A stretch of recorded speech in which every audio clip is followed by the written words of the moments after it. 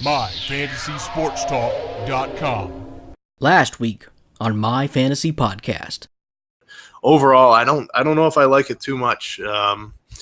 And it's crazy too because I mean, we're going to talk about the Knicks, but I saw the Carmelo talk to the Rockets already, and I think that that would be a dumpster fire if that happened. And it would kind of be funny to watch. I would probably watch the NBA a little bit more just to see that explode next year. Your boy Lonzo did go to the Lakers, so LeVar can breathe a sigh of relief, and now we find him in a WWE ring on Monday Night Raw.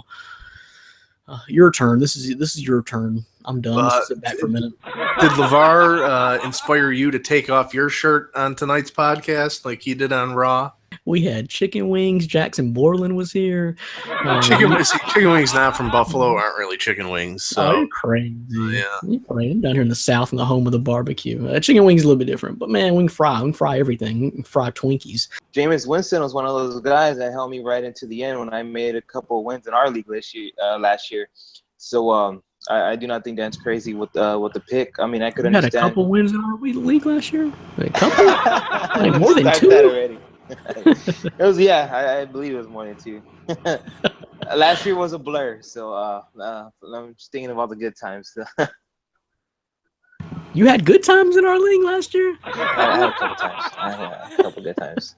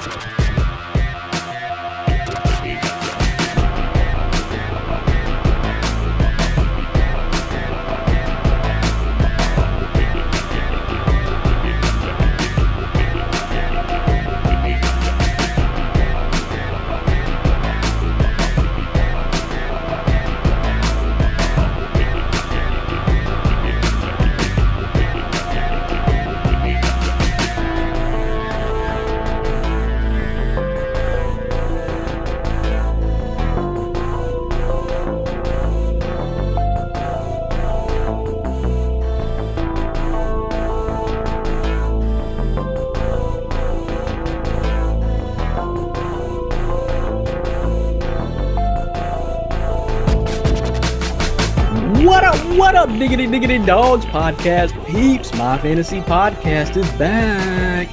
That's right, a lot to talk about. We're going to basically hit for almost a cycle today on today's show. So we got a lot of MLB to talk about, a lot of NFL to talk about, and a lot of NBA to talk about. So we're going to try to hit as many base hits as we can and score as many fantasy points for you today as we can in this show. Appreciate you for joining us after a break last week. We'll try to do it every single week, but it's hard to always catch up. But myself, Brandon Reed, here with you. Orlando Torres is going to join us in a little bit.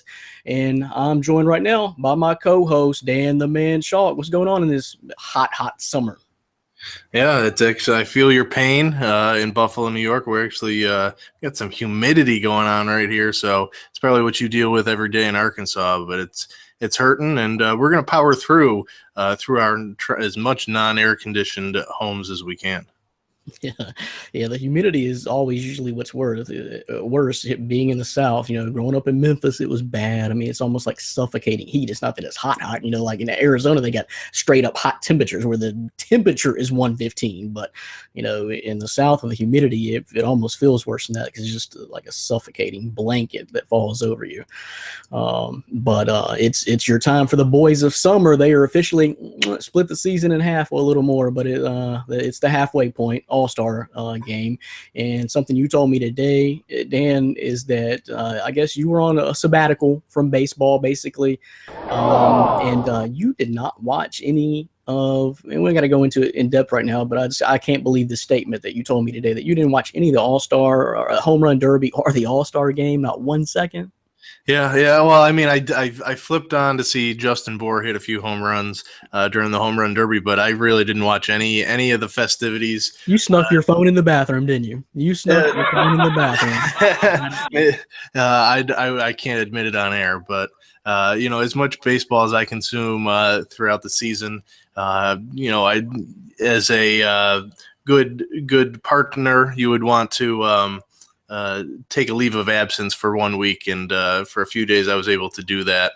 to appease the household. You make the household happy, and your life is happy. Yeah, I can't argue there, because being a baseball lover like you are, that's got to be the worst on a significant other. Because, I mean, damn, the season is like 7 hot months of summer, from spring to fall, basically. So glorious. It's fantastic to be able to watch that much. But yeah, you're right. That's rough, though. I mean, I'm an NBA lover, and 82 games, that's enough. That's plenty. That's plenty. But baseball, 162 games. The guys, there's literally only 2 days a month that you do not have a baseball game, basically. Yeah, and that's something I love about it, but I can understand for the non-lovers of the sport where that can be a little bit much. So in this break, I'm sure is nice for the players when you look at it, because they get they have Monday and Tuesday for the festivities, but then they get Wednesday and Thursday still off. I'm here dying not having any baseball today or tomorrow, and for those guys, it's probably like a 6-month vacation. So being new to fantasy baseball, what's going on? Why is this like a 2-week matchup? Because it's the All-Star break.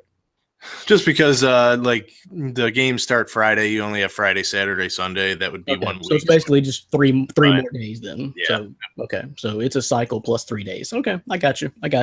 Just seemed like it was a long break, and I'm up right now. I need this to end. Let's just end this week. So I need that win. But we'll talk more fantasy baseball later. We got, of course, mailbag questions to get into when Orlando will join us for some NFL mailbag questions, and of course we'll finish off with some NBA free agency and mailbag questions. So that's the lineup today. We'll get into the home run derby and the All-Star game a little bit more in detail in just a second. We've got NBA mailbag questions to answer. Appreciate those guys. Our man Jackson Borland makes a return to the show. He has a question. It was, and I'll have a quiet response for Jackson too.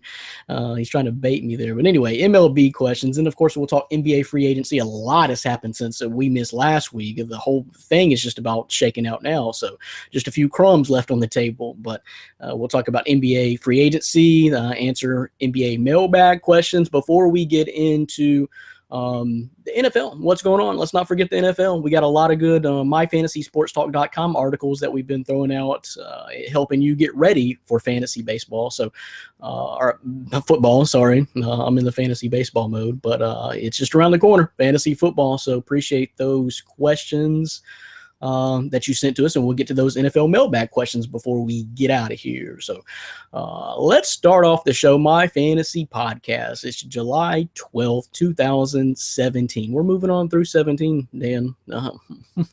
What happened to the year?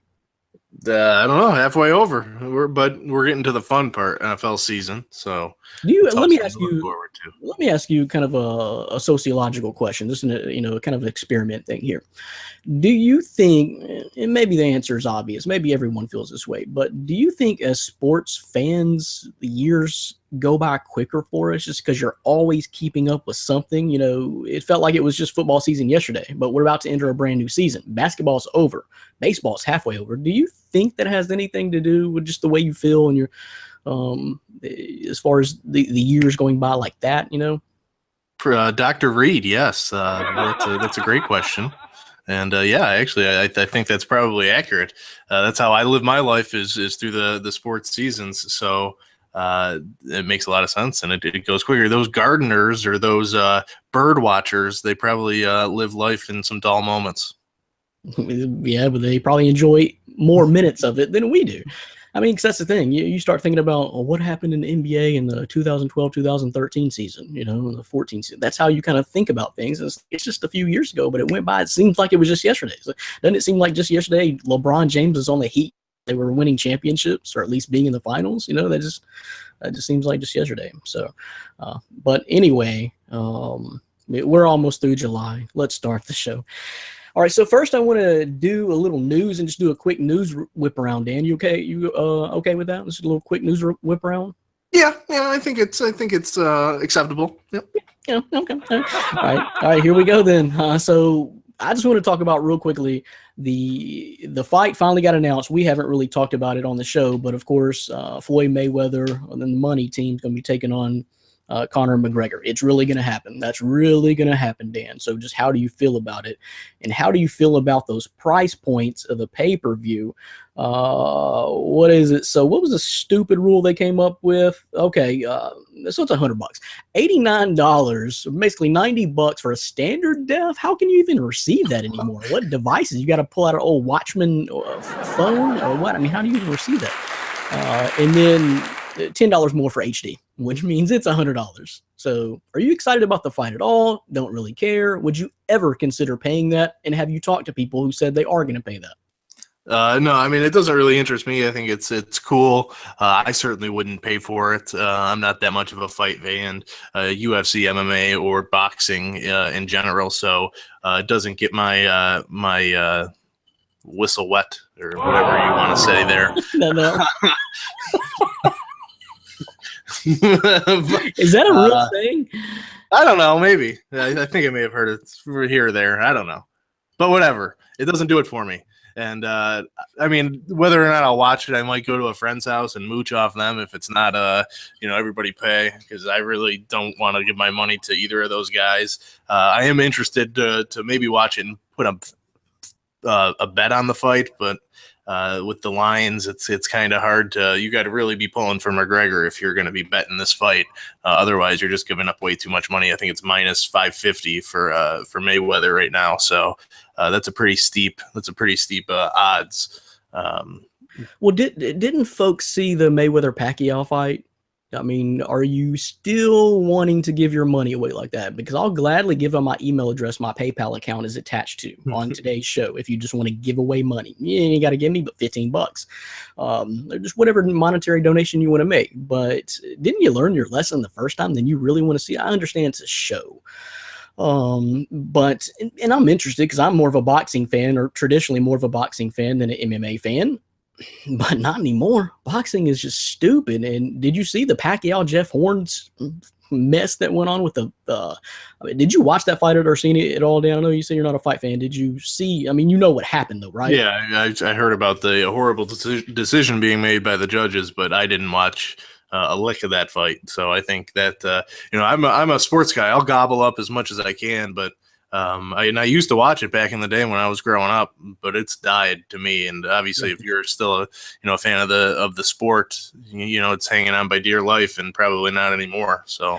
Since the days of about the Klitschko's entering the scene back when I guess maybe Lennox Lewis finally retired, and about the time maybe Roy Jones Jr. finally retired, like late 90s or so, early 2000s, it just really fell off a cliff completely. But traditionally I love boxing, but there's no way in hell I wouldn't pay $50 for this fight. I just don't care. It's a circus, okay? But Dan, you work at like a cell phone technology company, right? That's correct. So you know a lot about apps. You download apps and teach people, cool stuff about phones. I assume probably on a daily basis, right?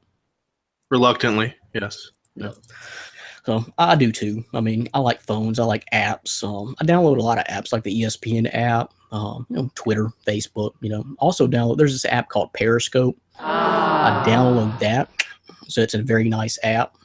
So you probably heard of it too, Dan, working in the cell phone industry. I have, yes. Yeah. Okay.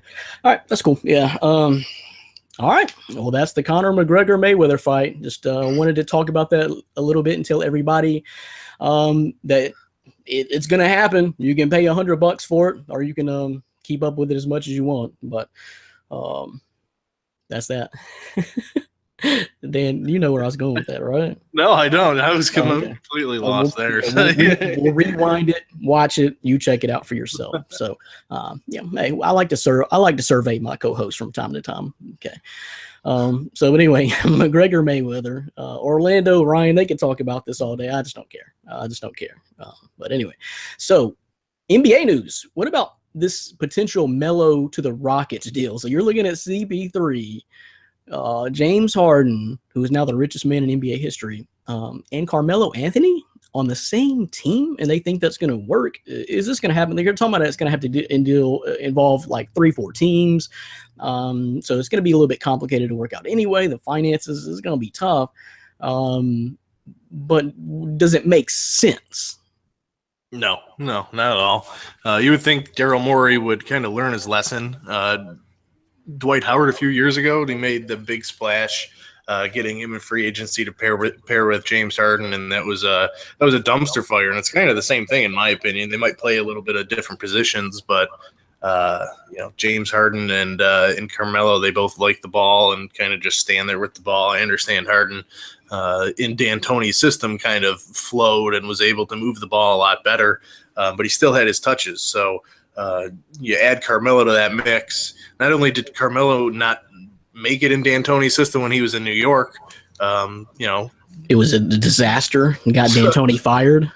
and do you think D'Antoni's going to want him back? I wonder if Morey and D'Antoni are actually in communication with this, because it doesn't seem like it would mesh too well.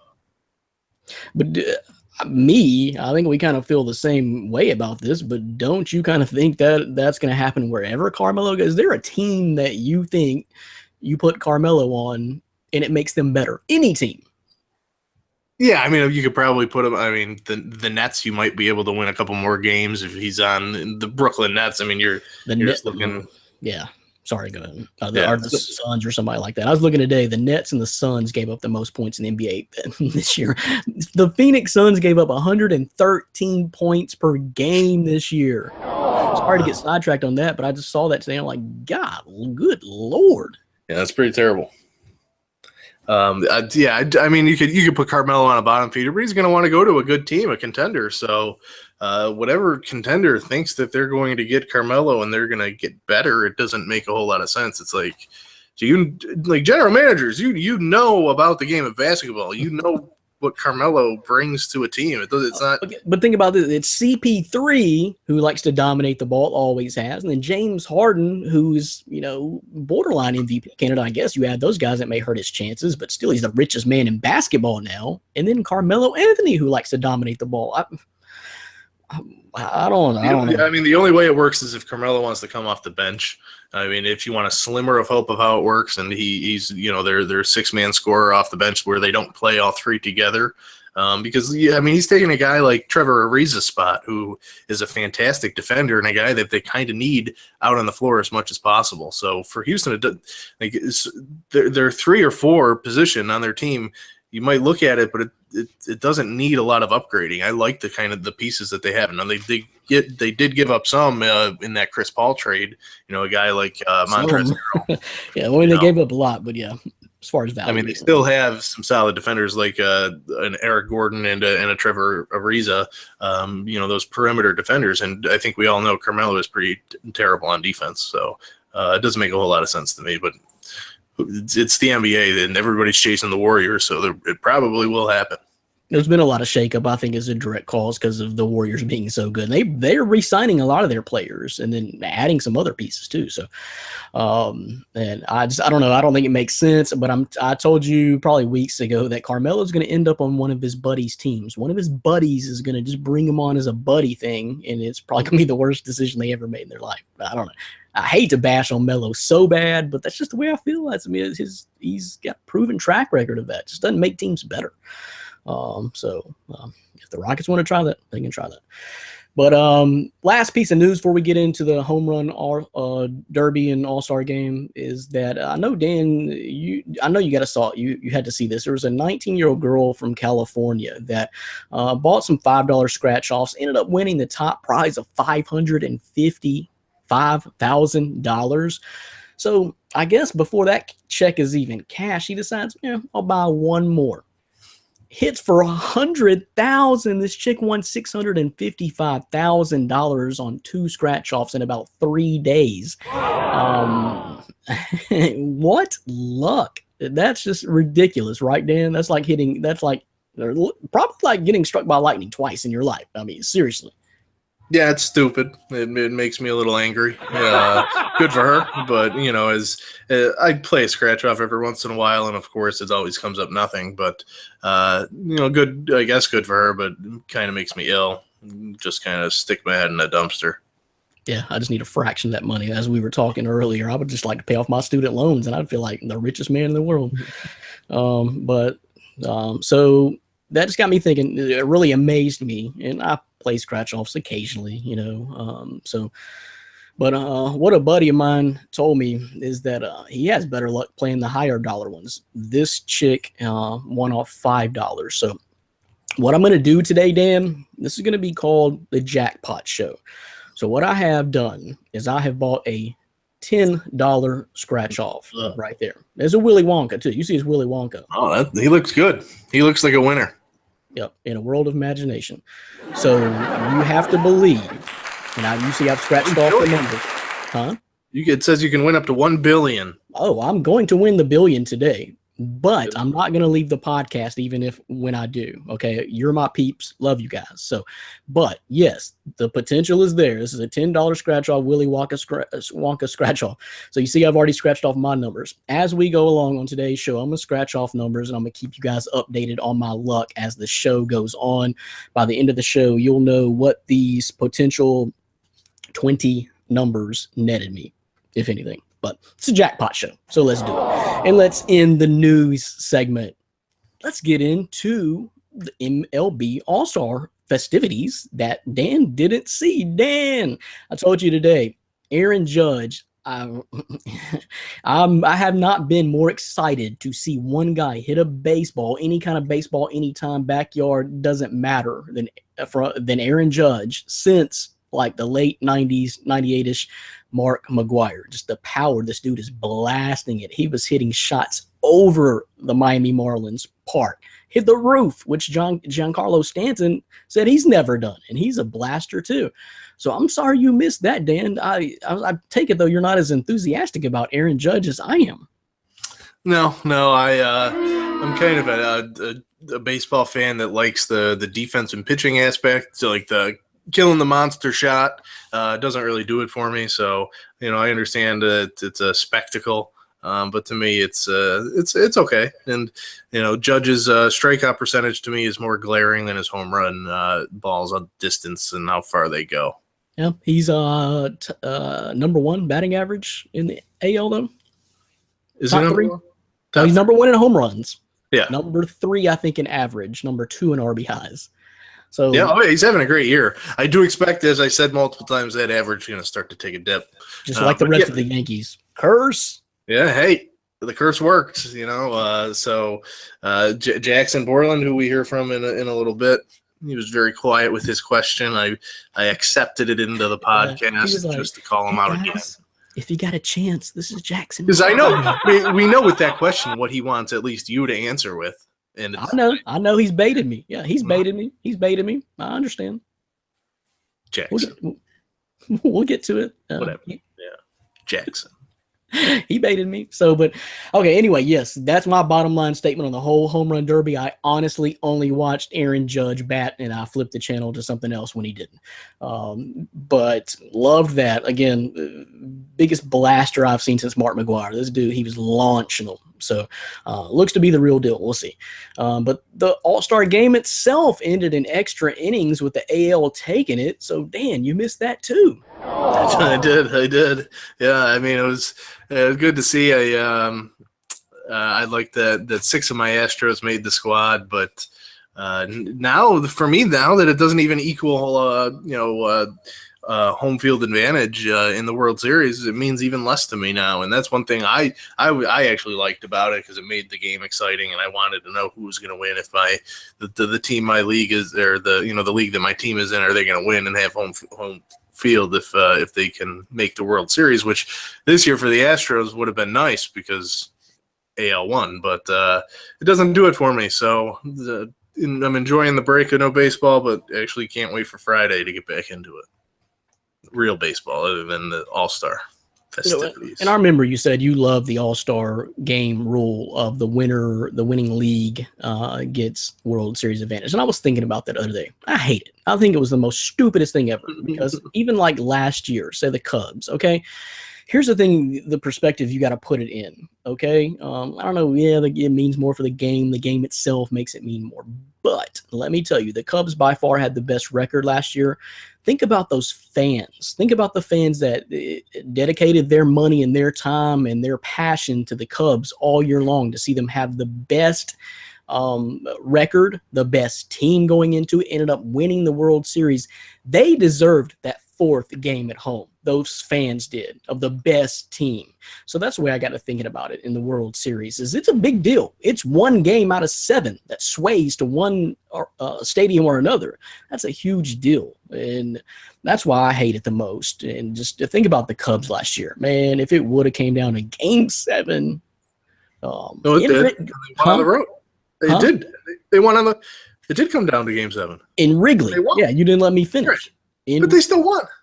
The right to the correct thing. That poo-poo your whole thing. 108 years. It would have meant so much more if they did it in Wrigley. I think, at least for the fans there, that would have been crazy. So instead of bars and on the street and at your buddy's house, you could have been in the stadium. Yeah, for the price of those tickets, only the rich of the rich and Donald Trump's buddies were going to be able to go to that game. That's what I was saying. That's who invested the time and money all year long to follow that best team in baseball. But anyway, that's enough of that rant on that. It's over. It's over. But AL's won 5 in a row now. Yes, that's true. I'm still this. Your rant got me all gone. I'm just going to end it there. No more. Continue. Okay. Continue. Okay. Well, we're done. Yeah, we're done. We're done then. I mean, you didn't see it. I loved it. You hated it. So whatever. But that was it. But I did honestly pay a little bit more attention this year to the festivities than any other years in the last 20. So there's that. And I think Aaron Judge is good for baseball, man. There's a lot of people tuning in to see this dude blast. He's a Yankee too, and anytime a Yankee is in the MVP chase and the Yankees are relevant with their with their record, something they haven't been in a while, at least the last few years, it's always going to be good for baseball. Yeah, no, that is true. That is definitely true. But it all works together. And I just think there's an excitement about baseball. Everybody's talking about that kid the day after Tuesday. Like, damn, did you see him blasting it? So I think it's good for baseball. I like it. We'll see. But we're going to get into your mailbag questions next, MLB style. You are listening to and watching My Fantasy Podcast. We're back. MyFantasySportsTalk.com. Brandon Reed, Dan Schalk here. We're going to answer some MLB mailbag questions, and then we're going to get on and bring Orlando in and talk some NBA and some football, y'all. So the first question comes from our man, Jackson Borland is back. So he snuck this question, and he's like, hey, guys, if you got a moment, this is Jackson Borland. Name one team who is not winning their division currently that will end up division champs and make the postseason. From Jackson Borland. So somehow I still think this is a statement, Dan. I still think it's a statement. Honestly. I mean, don't you? But he's trying to bait me. He's trying to bait me to go along with him. You know that. Yeah. So you answer him. You answer him, Dan. What do you think? Well, it's obviously not going to be the Yankees. I've already said I don't think they're going to make the playoffs. And ever since I've said that, the slide that they've gone on, and I completely shut you up, Jackson Borland. That's all I have to say about that. I think really, I'm looking at the division leaders right now. The best teams are leading the divisions for the most part. The one team that I would switch, and there really only is one in my eyes, and that's the Chicago Cubs. They've had a rough first half, and they're actually under 500 right now at 43-45, but. The Brewers, a team that I really like, they're overachieving at 50-41 and have that lead in that division. I expect in that second half, not that the Brewers are going to completely collapse because I think they do have that capability, but I think the Cubs are going to start putting it together. They've got strong bats. And say like Eric Thames, who had a great first part of the first half, is now kind of dipped off. He's batting, around 250. He hasn't been hitting the jacks the way he used to. So I think Joe Madden is going to be able to get those Cubs realizing what the type of position they're putting themselves in, because they do need to put a run together in the second half to make up that deficit. But I think they have the talent to do so. So if I had to choose one team, Jackson, Chicago Cubbies. Okay, well, I'm kind of right there with you. So, but Jackson, man, I can't fall for it this time, man. I can't fall for it this time. I cannot pick your Yankees to answer this question, although I don't think they're out of it. I think they've had a very rough time. And I mean, let's face it, though. I mean, the Red Sox lead is only 3.5 games, so they haven't ran away with this thing by any means. So they could be headed towards their slump at any moment, too. But they've had some hot bats. We'll just see. But I can't predict them. So that AL Central is tight. I got my eye on that NL Central, like Dan. I'd be surprised if the Brewers finish at top of that, because, I mean, so let me take a look at the standings right here. My question was, where's the Cardinals? Okay, the Cardinals they're hanging in there too, okay? And even the Pittsburgh Pirates right behind them. So, but what do you, I mean, Dan, your opinion, do you think that even the Cardinals could make a run at this division? Or Yeah, do you think the Cardinals have the same record as the Cubs, I think. I think they're both 43 and 45. Right. So, yeah, I think they definitely can. I mean, the Brewers they're so inexperienced at the top of that division. They don't have a lot of veterans that they can go to with, this type of experience, how to handle a lead down a stretch run. So I think it's more that their inexperience is going to end up hurting the Brewers, and both the Cubs and the Cardinals are veteran-laden teams that know what it's like to play in October. So I just think the experience will end up playing out. I hope the Brewers can keep it up, because I like watching them play. They got a lot of Astros. They've made multiple trades with them over the last few years. So a lot of the guys that I watched kind of develop with Houston are now in Milwaukee, so it's kind of fun to watch them grow. But I think ultimately it's the Cubs division still to lose. And I put out an article talking about the 5 teams that there's only 5 teams in my eyes that can win a World Series, and I put the Cubs on that list, and I got a lot of blowback. You put him at number 4, and that's what I was going to talk about. Yeah, on your list, he was number 4 for a team that's not even winning their division right now. Exactly, and a losing record. I mean, I had Yankees fans coming at me like crazy. Why are the Yankees not on this list? But you have a team with a losing record. Well, we know how talented the Cubs are. We saw what they did last year, and not a whole lot has changed. I mean, you have some underperformers like New Breed's lovely John Lackey. I know how much he loves him. But do you think he could be a turnaround player, though, Dan? Let me ask you about that real quick. Do you think he'd be a turnaround player the back half of the season, or is this dude just don't have it this year? I mean, I said he was going to turn it around last time you asked me, so I guess I'll stick with it. But it's a little bit scary, especially with some options that you might have on the waiver wire that might be better than John Lackey and his 5.2 or 5.3 ERA. So, I mean, the Cubs will need him to turn it around if they want to make this push. So we'll see. But John Lester the other day allowed 10 runs without getting out of the first inning. So I mean, they've been bad all around. So they really do have to start to turn it around. But I think they will. Okay, so here's the thing with the Cubs. I think it's more so batting. They only got one guy on the whole team batting above 290. That ain't good. No, that's pretty terrible. So anyway, but I think they got to turn around. So although I say keep an eye on your Yankees, Jackson Borland, I'm not riding or dying with you on them quite yet, because I don't know. Dan put some kind of jinx on them, and I already cannot believe the losing streak they've been on. So I throw my hands up at this point, but nice try there. But I'm still on your side, man. Still a Yankees fan this year anyway. Yeah, we'll see what happens. But, yeah, I kind of agree with Dan. I'm looking at that NL Central. Let me see. Before we leave that, though, what about that NL West, Dan? Good Lord, it's stacked. Of course, the Dodgers are killing it, but the Diamondbacks have 53 wins. The Rockies have 52 wins. Then it drops off from there. But, damn, you got 3 teams in one division with 50-plus wins at the All-Star break. Yeah, 2 overachievers in the Diamondbacks and the Rockies. I mean, Rockies they were kinda came leading out the of nowhere this division year. for a long time. They finally fell off. For a while. Yep. Yeah. Yeah, so I think I expect both teams to kind of fall back. The Dodgers are the class of that division, and maybe even the National League this year. So I definitely expect them to maintain that first place lead. Yeah. So appreciate the question, Jackson. Appreciate the return. Oh, great Yankee master. Good vibes to you, my friend. So let's go to the next one.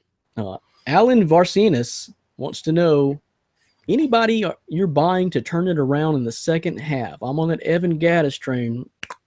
Oh God, it just keeps piling on. Just picked him up in my 12-man head-to-head league. He was on the bench in a 12-man league, Dan, so that don't make me feel too bad. You just had foreshadowing, but damn, why was he on the bench in a 12-man league? How our league is 10, Dan, or is it 12 too? Yeah. I don't know. It might be 12. I actually don't even know. All I know is I think it might be 12. I think it might be 12. I think it might be 12 too. Okay. Let me see if I get his name right. Alan Varsianis, Dan? Sounds good. Okay. Sure. All right. Alan. So okay, let me start, Dan, because one guy I was looking at is a guy who just recently had been down to AAA. We're talking about those Cubs, is Kyle Schwarber. He seemed to bounce back a little bit that the last week for the All-Star break when he came back from Iowa. But I mean, this dude really hit well in the World Series and, really looked promising coming into this year and just has not been good at all. I think before he got sent down, was he bat like 191 or something like that? I mean, it was horrible. So Kyle Schwarber is one of the guys I have my eye on. And then just real quickly, because he's on my team, he's been suspended, Starling Marte, got to throw him in there because who knows? But he should be coming back in about a week or so, hopefully, all things goes good. So he last year, his big thing was I looked at because he really is not a power hitter, didn't really hit for a lot of RBIs, but he does bat for a high average, 311 last year, and did steal 47 bases. So there is some fantasy value there. And if he's playing at a high level that a lot of people have probably forgot about, and since he got suspended, a lot of people probably dropped him, as I almost did. So, but anyway, Kyle Schwarber, Starling Marte is a couple of guys I would have my eye on. Dan. I had 3 guys written down. You said 2 of them. So Schwarber and Marte, I'm with you. And I'm keeping my eye on those guys in the second half. I do expect a turnaround from both.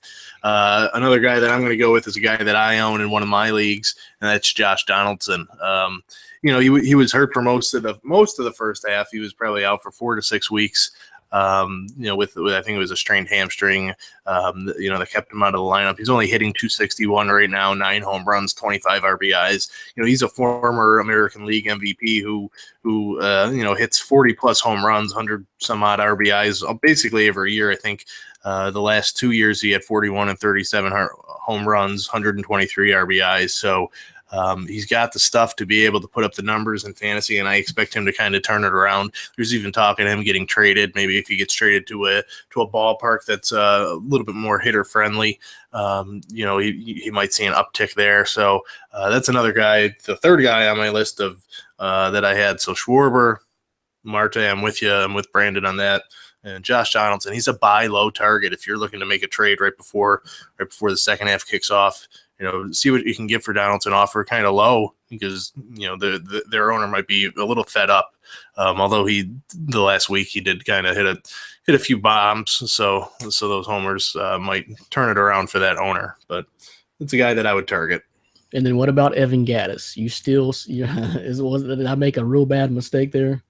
Well, he's another guy. Actually, I forgot to put him on my lineup a couple times, and he's starting to heat up. He's hitting some jacks. He's hitting some doubles. He had a lot of RBIs last week, and he's actually seeing more playing time because of it. Because AJ Hinch tends to play the hot hand, so I expect Gattis to get a few starts right away coming out of break.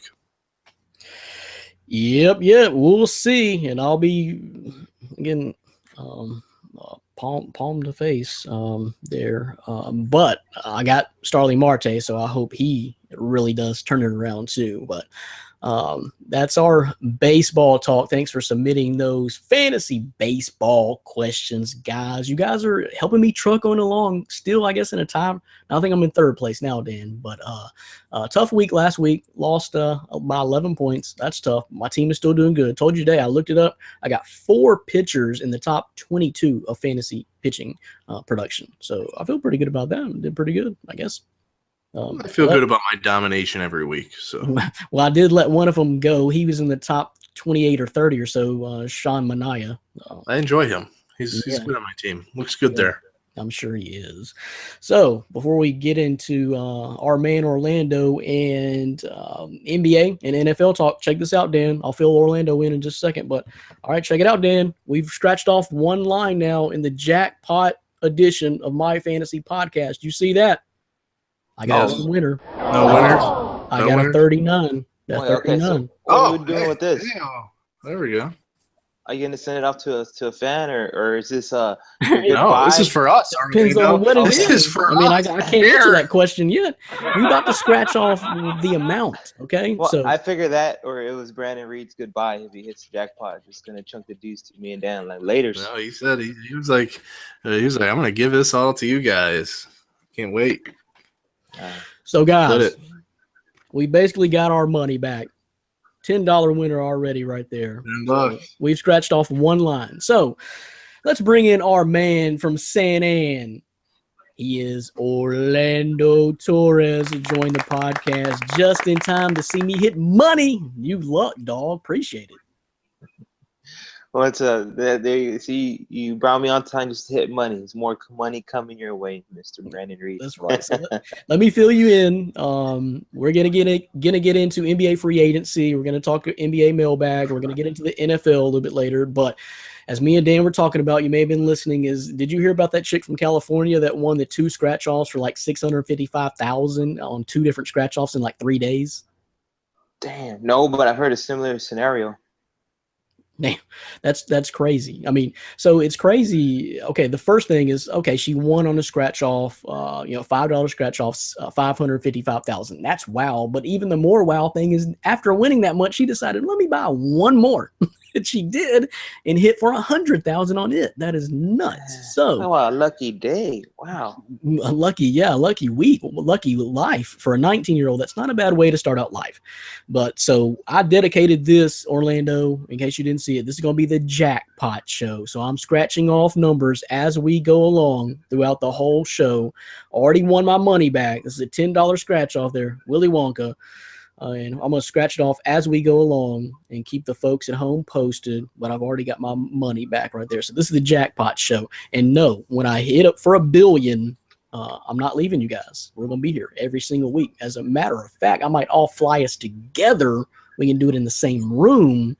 And buy us a studio, Brandon. Come on now. Yeah. And we'll ball so hard we'll make haters ask if we're hiring. So, but let's get into it. NBA free agency now. Madness. My Grizzlies have been making moves. We'll talk about that as our fans Nick and Judy Pertins are back with a 2-part question we'll talk about. But I don't know. Just from the Grizzlies standpoint real quick, I like what we've done. I'll talk more about that. But on the other side of that is the Kings. The Grizzlies did let go of Zach Randolph and Vince Carter, and the Kings decided to swoop them up and pay them $20 million combined for next year. So I don't know if that was smart, but that's kind of what I've been keeping my eye on. Of course, the big ones like J.J. Redick went to Philadelphia, of all places. Now, Philadelphia is drawing free agents. Are you kidding me? And, of course, Gordon Hayward, which I guess is the most coveted free agent consensus anyway, did land in Boston. They're still trying to figure out how to pay him, but he did land in Boston. At least they got him. They did, but are they better than the Cavs or even yet still on the Cavs level? I don't think so. I don't think it helps. But Orlando, what up with this free agency season? Been pretty wild so far. A lot of switching. Yeah, there's been a lot of switching, a lot of money being thrown around. It makes me want to reevaluate my life and think how the hell I couldn't grow up to be 6'9" and join the NBA. That's all you had to do, man. Come on, man. It is. But how about that Danilo Gallinari pick? I mean, I thought that was a pretty good pick by the Los Angeles Clippers after losing Chris Paul. I mean, it kind of felt like they were almost in rebuild mode. I'm just kind of thinking about, even though Chris Paul being as old as he is and the fact that they haven't gotten past the second round, I think, ever, I think that was a pretty good quiet pickup. But NBA free agency has been, as usual, has been pretty wild. Hey, Dan, Taj Gibson went to your Minnesota Timberwolves, 2-year, $28 million. Yeah, I'm not a fan. Not a fan, especially if they're going to start him. Like he's Taj Gibson. He's okay. He's okay. I mean, what he doesn't make them worse. I mean, he's not a bad player. He's a pretty good player. It's all right. He's all right. He's okay. He's okay. Orlando. That's all I gotta say. Taj Gibson's a pretty good player, right? I mean, he always produces fantasy wise. To me, he does. fantasy wise, and if you're ever gonna get in a fight in a court, you would want It's real Josh life, Gibson in the Brandon. corner. Fantasy life is real life, right okay? now. Yeah, well, here's the thing. You're talking to the fantasy champion right here of basketball. And what I say is he's all right. He's okay. He's that's it. Decent. Good job. Well, let's just put it on the court this year, Minnesota. Made me look like a fool last year. Yeah, they did, but they're not going to this year. Like, you were just a year ahead on that pick, but so going through some of these other ones, Paul Millsap's going to the Denver Nuggets. So who really wants to go to the Denver Nuggets these days? They got like the least sexiest team in the league. Dan, your former team there. Yeah, my former favorite team before they fired my boy George Karl. Yeah, I mean, they got some young players. They got Jamal Murray. They want to supposedly trade Emmanuel Mudiay. Nikola Jokic is one of the best players that nobody ever talks about. He is, but he's not sexy. I mean, not physically appearance. Not like I'm not attracted to him. Well, I think you're going to see him kind of blossom into the next best, basically the best big man in the NBA. Oh, so. better than Marc Gasol, you think? Oh yeah.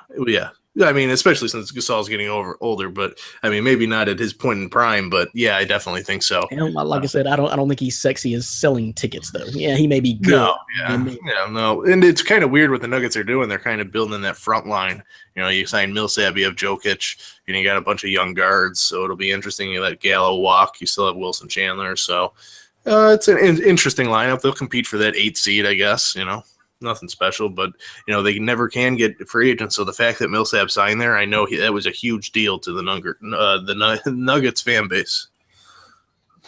Another one that stuck out to me here, though, Sacramento, they let Darren Collinson walk, but they ended up picking up George Hill, I think. So they kind of switch guards there. I actually like what the Kings did this year. I mean, just said, with the veterans that they signed, but they were short-term deals, a 1 and a 2 year deal. It's just to get those veteran leaders around those young guys for that 1 to 2 years. Well, and honestly, they probably could afford to pay those two guys with the team they're assembling. They could afford to pay. I think they way overpaid for Zach Randolph and a 40-year-old Vince Carter, but they're the ones that kind of afford it, just like you said, to kind of provide that veteran presence and make the team better next year. Yeah, just them showing how those young guys like a De'Aaron Fox how to play. I think ultimately it's going to be huge for them. Orlando, what about Nick Young going to the Warriors? Provide anything for you there? I mean, that's not a bad scorer shooter off the bench. No, that was kind of a surprising pick for me. I didn't think that would actually happen. Yeah, I guess it's a pretty good punch to come off the bench. There's no way in hell he's starting in that lineup. No offense to Nick Young. It's a for 1 year deal. There's not much downside there. So I mean, it's a pretty good move. Hopefully it works out. We're get the ring how you want, Nick Young. Yeah, you may just have done that. A late one I don't know when this came in. I guess I really wasn't keeping up, but Contavious Caldwell-Pope ended up going to the Lakers, Dan. Yeah, last night. Yeah, so they're kind of stacking some guys now. Kelly Olynyk moves on. He moved out of Boston because basically Boston had to shed a lot of salary in players to afford Gordon Hayward. But Kelly Olynyk moves to Miami. That's kind of interesting. James Harden is now the highest paid player in basketball. Tim Hardaway, $500 million. Wow. Yeah, a quarter. Yeah. Hardaway because of his shoe deal too. Oh, sorry, yeah. I was including that. Yeah, those guys make way more money on their endorsements, the good ones anyway, than their NBA salary. So that's what I don't understand why. I don't know. I would, if a championship's really important to you, then maybe take less money on your NBA salary if you're making that much ungodly money on an endorsement deal. I don't know. That's just me. But Hardaway Jr. signed with the Knicks he got himself paid 4 years, $71 million. The Knicks are going to pay anybody who's willing to come into that organization right now. Even after they traded him away. I mean, the Knicks are just so stupid. A few years ago, I mean, they could have had him, and they did have him on a rookie deal with no money, and they trade him away for Jeremy Grant, who they end up trading away for Derrick Rose, and then they sign Hardaway to that offer sheet. I hated that move. I think it was way overpaying for a mid-level talent. If he's a starter, consistently in his career, I'll be shocked. But that's a Knicks type move, even without Phil there. Yeah.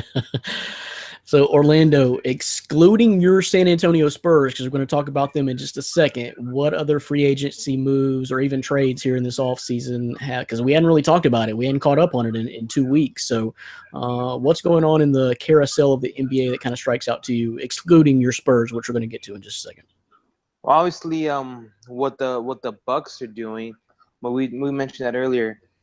What Tibbs is able to bring down there, and I guess the Warriors too. I know there's been a lot of 1 year deals here, 2 year deals here, but the Warriors are still eye-opening because they managed to keep everybody together. They managed to bring Durant for 2 years for $50 million deal, while Steph Curry went ahead and got paid. I'm sure they'll go ahead and take care of Klay Thompson and Draymond Green later on. But the fact that they were able to keep Andre Iguodala, I know he had visited with the Spurs and I believe Houston and a couple of other teams, but the smart choice for Iguodala was to go ahead and re-sign with the Warriors. And the fact that they were able to just keep their team molded, it's still scary for the rest of the league, regardless of all the other moves the teams are doing. And there's a lot of great moves that teams are doing, like especially with the Kings that we mentioned, we mentioned earlier that we were doing. But then there was a couple of head scratchers as well too. Some other players moving, here and there, but those were some of the moves that really stood out to me. Yep, I agree. Those Warriors are doing what they do, and then adding Nick Young, man, they're gonna be tough. Well, you see the Warriors doing. They added Nick Young and keep their core together. And I look at the Cavs and it's like, man, what is LeBron thinking right now? No, maybe not so much what LeBron thinking. They haven't really made any of those. Obviously, Paul George is out of the question now. So is Chris Paul. Maybe Carmelo, but Carmelo ain't gonna do a damn thing for them in Cleveland. It's gonna be hard. More than likely they're gonna get in the East Finals. But if it's them and the Warriors again, there's no way in hell. LeBron's gonna take another L against the Warriors. Much as I hate to say that.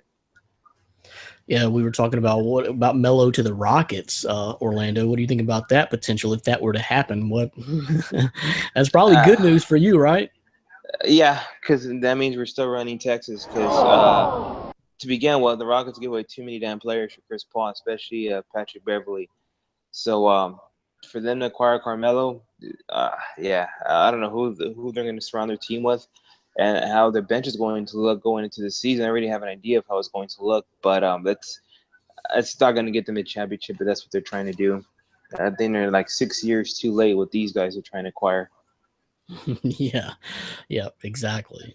So, but anyway, that's NBA free agency. We're going to move on from that. We'll pick it back up next week. A lot of shifting and shaping right now, but we're going to answer your mailbag questions coming up next. Nick and Judy Pertins make a return to the show like Jackson Borland did. So we got return questions here, and a couple of our favorite fans of the show for real, Nick and Judy Pertins. They wanted our take, my and Orlando's take on the Grizzlies and the San Antonio Spurs, and I think we're just the people to fill them in on that. So we're going to do that next. But hey, guys, the Jackpot Show rolls on. The next line, not so much a winner. We're halfway through it, but we got our money back, $10 on the $10 Willy Wonka scratch off, trying to be like the Chicken California. But the Jackpot Show rolls on right after this.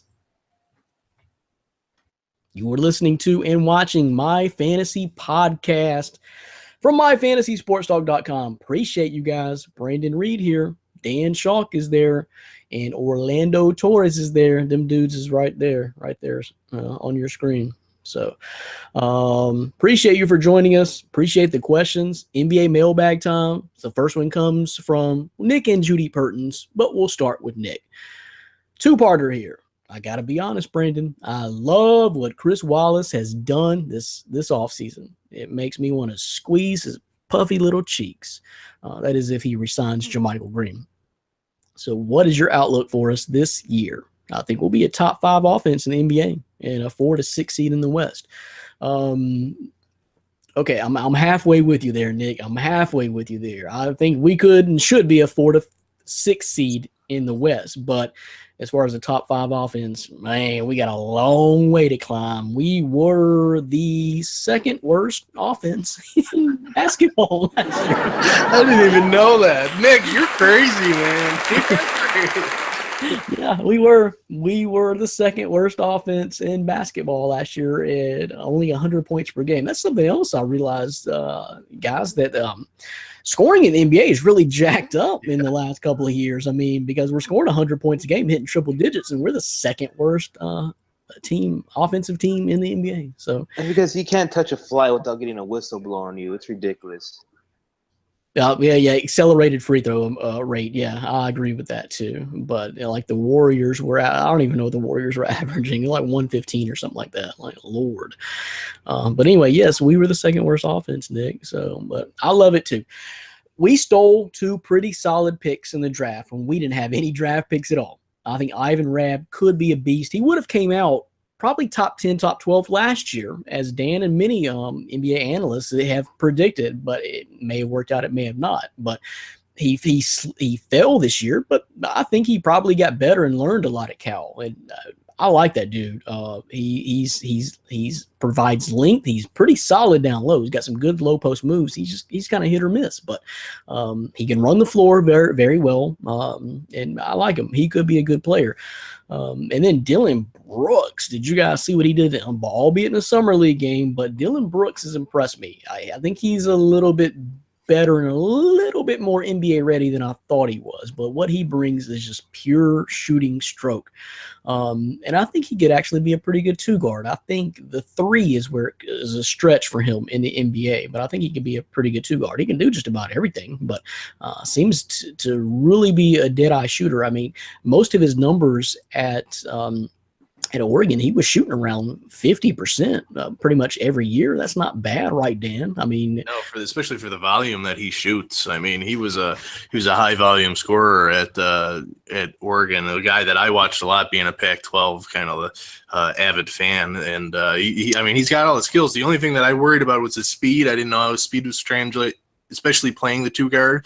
But if he gets crafty and gets that kind of, you don't need to be as fast as quick. You can kind of make it work. So I think he might have that game that can translate. And he's a hard worker too. So, he's going to work for it. And if he can keep that consistent shot up, there's probably going to be a spot for him, especially on this top 5 offense of the Grizzlies. Well, yeah. And see, I really kind of think, thought, maybe I still feel that way. We'll see how the summer league progresses and everything like that and training camp. But I kind of felt like Dylan Brooks would spend most of his games this year in South Haven, Mississippi for the Memphis Hustle. We'll see. But yeah, he's impressive. 9 for 11 last night or yesterday, and 4 for 5 from downtown. So pretty good shooter. Like the way he looked. That's exactly what we need. But I mean, kudos to Chris Wallace and crew. They know what they're doing. I love the addition of really specifically Tyreek Hill. Bring the kid back to Memphis. I love what he can do. We can say if he can stay healthy, which is what these guys are going to say about him, to every player in the NBA. And Lord knows the Grizzlies have their share of them. We need everybody. Please, Lord, dear baby Jesus, 7.8 ounce baby Jesus, to keep the Grizzlies healthy this year. Everybody. I mean, but yeah, so the guys we added, Tyreek Hill, played for the Memphis Tigers, bring him back. Love the versatile scoring he provides, and he can run backup point guard. And then Ben McLemore, I love that dude as a scorer. I've always liked Ben McLemore as a scorer. I think he fills the role as a 6th man coming off the bench. He provides me a little bit more than I like over Tony Allen. Tony Allen can bring the clamp down defensive, but is a complete liability on offense. I like what Ben McLemore brings. The key here is Chris Wallace knows we need firepower. We were the 2nd worst offense in the NBA. So while you have us taking a huge climb, I have us taking a pretty good chunk of a climb, adding scores, bring Mark back healthy, of course, Mike Conley healthy, Chandler Parsons, do something. If Chandler Parsons can play 65 games this year, I think we'll be pretty good with the additions we make. Tyreek Evans, Ben McLemore. So I like that. The days of grit and grind are over, but I hate to see Zebo and VC go, and even Tony Allen, but Sacramento Kings way overpaid for those guys. Memphis had no business matching that, nor could they match that, and they were not. So I think they made the right decision there, Nick. I just basically like Chris Wallace's vision. Are you guys going to re-sign Green? That is the key. That is the key to this whole thing. My contention is if you start Mike Conley, Tyreek Evans, Chandler Parsons, JaMychal Green, and Marc Gasol, then they're going to win at least 5 more games than they did this previous season. If those guys play 65, all those guys I mentioned, that's your starting lineup, they all play, we'll say, I'll be conservative, 60-plus games this year, then they'll have 5 more wins than they did this year. Guarantee it. I like the team better. So, you guys, Orlando, you want to chime in on what the Grizzlies have been doing? They've been active, that's for sure. They had no draft picks, ended up getting 2 draft picks, and have made moves. The Grizzlies and the Kings seem like they're just flipping half their team. Yeah, no, I remember talking with you a couple podcasts ago, asking about what picks the Grizzlies had, and you said none. But I figured any NBA team besides the Grizzlies with no picks, they were gonna have to do something just to keep their team relevant. You look like what they were able to do last year. It was kind of looking scary for them. But the fact that letting go Z-Bo was probably one of the good things for them, as much as that hurts.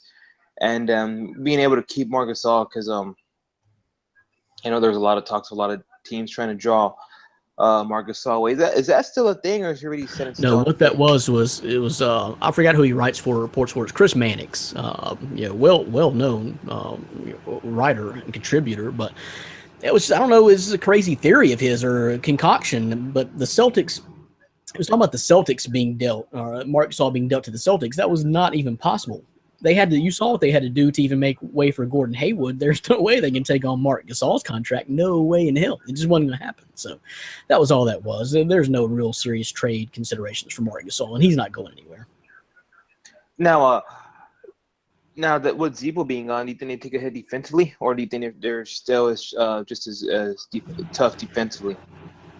Z-Bo was a bench player last year, which is where I liked him as the offensive firepower coming off the bench. Moving him doesn't concern me because he is getting Vince Carter. I love Vince Carter, but he's 40. Okay, I'm sorry, it's time to hang it up. Although he can still do it at a pretty good level, but I don't really want to pay you much more to keep doing that and us be the second worst offense in the NBA. Same goes with Zach Randolph. So I'm not concerned that we need an injection of youth and athleticism and some scoring. To be honest with you, the core 4 is now the core 2. That's Marc Gasol, Mike Conley. You got to fill in athletic pieces around them, and I think those dudes are committed. So everybody's chasing the Warriors, but. I love what Chris Wallace has done. Too bad he didn't do this for Boston, but both teams kind of worked out okay. So, but yeah, no, I mean, and in a tough West, I mean, they're doing what they can. I mean, the Grizzlies are always going to be up there. I don't know if they make it as a top 4 seed. I could be wrong about that. I don't know how your feeling is towards that. Towards 6 seed, I could definitely see that though.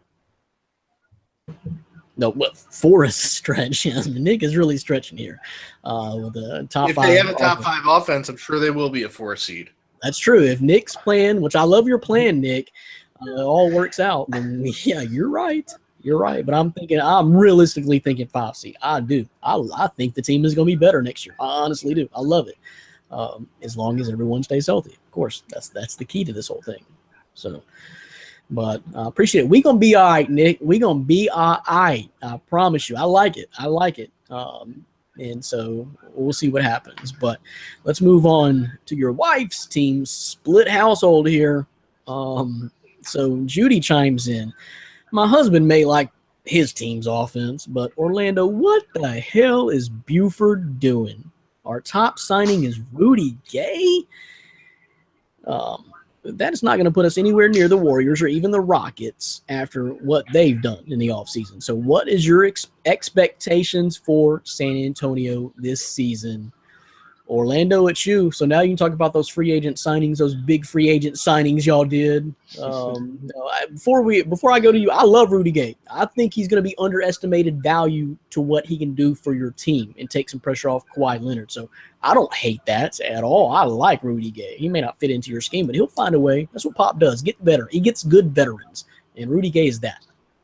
Yeah, no, Judy, just like Mr. New Breeds told Nick, the Spurs and us, we're going to be all right. Yeah, I know it was only Rudy Gay, and the Spurs aren't notoriously known for chasing and making his big free agent signings. I saw this picture. I don't know if y'all seen it. That's what Popovich, and it was recently taken like a week or 2 ago. I think less than 2 weeks ago. It's Popovich, Chris Paul, and James Harden. And one of the titles to one of the headlines on the picture said that everybody respects him, but nobody wants to play for his team, which is kind of true. And there's a lot of scenarios that come into play. So it doesn't mean that nobody wants to come down here and play in San Antonio. I know, money, the whole thing with Tony Parker chasing out Chris Paul or making Chris Paul making his idea of him coming to San Antonio a bit differently. So I understand all that. But I've been keeping up with a lot of summer league. Some of the prospects have been getting better. Derek White, he's still getting there. But Forbes, I believe, on his second year, has been tearing it up. I know it's only summer league. It's ridiculous that some of these guys are now. Not even on the Spurs side. Have you? I don't know if Danny came up with this Byron Forbes kid. He's been dropping like 35 in a couple of games, and they're comparing him as the next Stephen Curry. I'm not trying to get excited or nothing about that, but that's a little too much hype if you ask me. I want to see that during the main roster during the regular season to begin with. But I expect another 60 wins this year, probably 2 or 3 seed. 1 seed is definitely going to be for the Warriors, and I do see a battle for the 2nd seed with Oklahoma. It doesn't mean I think they're going to get that far, but I do think that Paul George signing is going to boost them up a bit.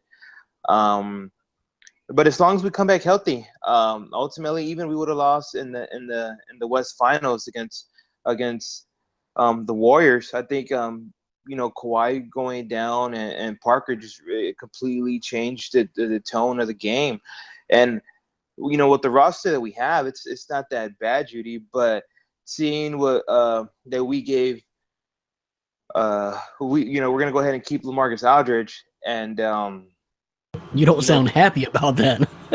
no, just he's pulled some childish moves. Just he went ahead and followed the Spurs in the offseason. He publicly came on and said that he wasn't happy with the Spurs, that they limited his abilities, that then they're making him not the same player that he was at Portland when he had all the opportunities to do that. Kawhi goes down, Parker goes down. Pop is basically saying, get the damn ball and do something. And he didn't do a damn thing. He tucked his tail between his legs and he hit. How tall is Draymond Green? 6'7", 6'6", and LaMarcus Aldridge is a 7-footer, and he's just settling for jumpers over Draymond Green, like just getting, he's Draymond Green bullying LaMarcus Aldridge down low was ridiculous, and it was painful. I go back and I look at he's had some great games in the regular season, and he had a couple of good games against the Rockets in round 2 of the finals. And when he's down low, just doing what he does, he could easily drop 30 points basically anytime he wants it. And I don't know what was going on with them. It was painful to see, and man, I'm hopeful that he could turn his attitude around, and he could bounce back this season, because it looks like more than likely none of the teams wanted him, and a lot of teams made it very public that they didn't want LaMarcus after seeing his attitude and his play in the playoffs. So more than likely the Spurs are stuck with them, and so I mean that's fine. We'll settle with that. I just hope LaMarcus Aldridge could really turn it around. So, but let's get back to your free agent signings, okay? So you got Rudy Gay, which I don't hate. I mean, even last year was a bad year. Only played like 30 games, but averaged 18, 3, and 6. If healthy, we can say that about anybody. He's a good player. I like what he can bring you. So Rudy Gay, you sign Rudy Gay, but also your take. Patty Mills, you did go ahead and re-sign Patty Mills, so he's not going anywhere. I'm just not sure he's the guy to run the whole freaking show, but I like Patty Mills. And then Joffrey Laverne, which I don't care anything about. He's a backup. He's a backup guy who averaged like 5 and 4 last year, so he's just depth to your bench. But was there anybody else? I mean, that was it. Patty Mills, got Patty Mills. Rudy Gay, I guess, was the big catch, or the big fish. You re-signed Patty Mills, and you signed Joffrey Laverne. Yeah, thanks for bringing up the Joffrey Laverne pick. I mean, the Spurs are always, it wouldn't be a Spurs move without signing another, foreign player. They're always going out there looking for those, I guess, I wouldn't want to say hidden gem, because we're yet to see what he could do in the Spurs, but I know that gives Bertans and Aldridge some depth right there along with them on that side of the spot. And I do love the Rudy Gay signing. I think when I first heard about it, I wasn't as ecstatic about it, but thinking about it, and I know you say when he's healthy, but I think going to Spurs really helps them, especially health-wise. Pop is the type of guy to take care of a guy like Rudy Gay, and he's not even that old. I think he's only 30 years old. He just feels like he's been in the league forever. He does. Well, he actually has. He's a 10-year vet. But what do you think about the lineup? Do you move Kawhi maybe to 2 or flex him, or do you try to insert Rudy Gay into the starting lineup? Because he could provide quite a punch in that starting lineup. What do you do there? I think it depends when he's ready. I know he's coming back from a torn Achilles, so I'm not too sure if he's ready for the right away in the opening season. But if he is ready to full go, I think you do try to find a way to enter him into that starting lineup. And you probably switch Kawhi, and I mean those guys are the type of guys anyway to not throw a fit about where they move. They just go ahead and trust the system. So with the signing on whichever defender or whichever opposing team you're playing, what position that Kawhi needs to defend, the 2 or the 3, and I think you're pretty good. Yeah, so I imagine that they do something with Kawhi and they try to fit Rudy Gay into the starting lineup. It's kind of hard to imagine that they don't do this. So that's my expectations. Even if he's coming off the bench, I think it's okay. But no, my best guess is that Pop brings him into the starting lineup, and I'm very excited for this pick going forward. It's not like the biggest or the sexiest pick, but a great quality pick by the Spurs. So Dan, let me get your take on the Spurs offseason and what they've done. I know you've been real critical of them. I think Tony Parker's days are done. I mean, he may come back and may even be the starting point guard next year, just for nostalgia's sake, I guess. But what do you think about the Spurs offseason and what they've done? And I don't know, there's not much left out there they can do, but how did they do? Score them, rank them, I guess. I think I've voiced my opinion to Orlando. I don't think they're good. I don't see them as a top 2 seed. I don't even see them as a top 4 seed in the West anymore. I mean, everybody else in the West is adding, and to be honest, I mean, I've called Rudy Gay the poor man's Carmelo Anthony. I hate that signing. The only reason I like it is because it's the Spurs system, and hopefully Pop can make it work. But I don't see him as a good basketball player on a winning team. I'm just not a huge fan, especially coming off that Achilles injury. And then you have Parker coming off. Hating going on with you tonight, Dan. You hate everybody. You are a hater. You hate everybody. We could talk about some Cowboys players. Just not a fan. Man, I don't like him. Just not a fan. I don't think he's that good. Hey, are you talking about Taj Gibson? I said he was okay. He's all right. He's decent. Okay. I mean, he doesn't. That's a backhanded compliment. He doesn't wet that whistle, like I told you. He just doesn't. So. Orlando, did you hear what Dan said earlier? Were you listening to the podcast? He said, I forgot who we were talking about, but he doesn't wet my whistle. Have you ever heard that saying in your life?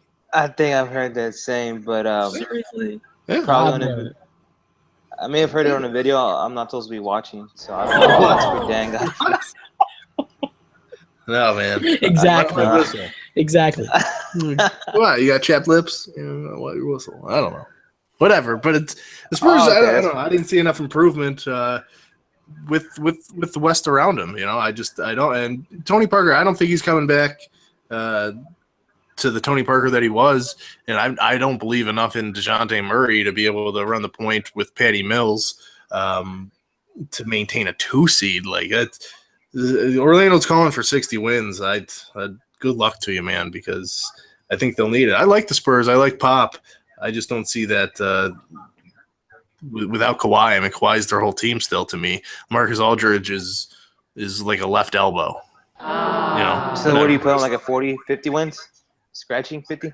Yeah, I think they're a 5 seed. I think they're right around that. I think they're a Grizzlies team now.